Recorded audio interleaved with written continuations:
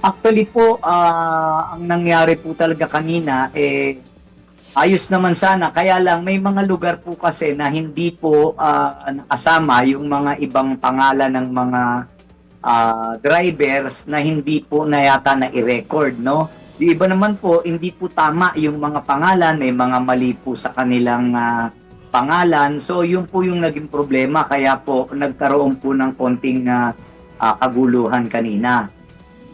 So, kanino pong pagkakamali yun? Bakit nagkaroon ng confusion or mga incorrect info dun sa listahan? Una po, yung mga naisubmit po, siguro hindi po malinaw yung kanilang mga listahan na naisubmit. So yung iba naman po, hindi na ipasok. Katulad po sa isang lugar dito sa may bandang Manila, halos 400 po yung member doon. Pero 8 lang po yung nakasama sa listahan. Yan nga po yung dapat na klaruhin. Ano ang nangyari at hindi nakapasok yung mahigit na 300. So, yun nga po, kaya po nagkaroon po ng angalan kanina, nagkaroon ng konting komosyon, pero naayos naman po at nangako naman po ang DSWD na kung maaari ipapasok dahil 3 araw naman po ito, no? 3 araw yung pamimigay po ng ayuda ng AIC sa ating mga driver. So, ibig sabihin po, anong magiging proseso? I-screen po ba sila? LGU po ba ang in charge para po doon sa screening?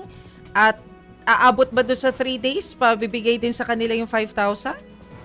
Opo, LGU po talaga ang dapat pong mag-ayos kagad noon. Kailangan lang po ma-submit ng mga asosasyon. Ngayon, yun naman pong mga mali po yung mga spelling, kailangan lang po pirma sila ng parang kasulatan na talagang sila yon at hindi po ibang tao yon yung kukuha po ng ayuda, yung may mga pagkakamali po doon sa mga pangalan nila.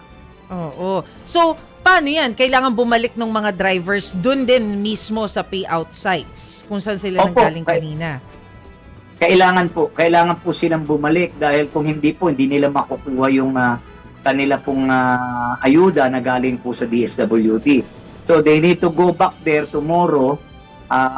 Kanina po, ang alam ko, inayos na po yung mga hindi po na-submit na names, no?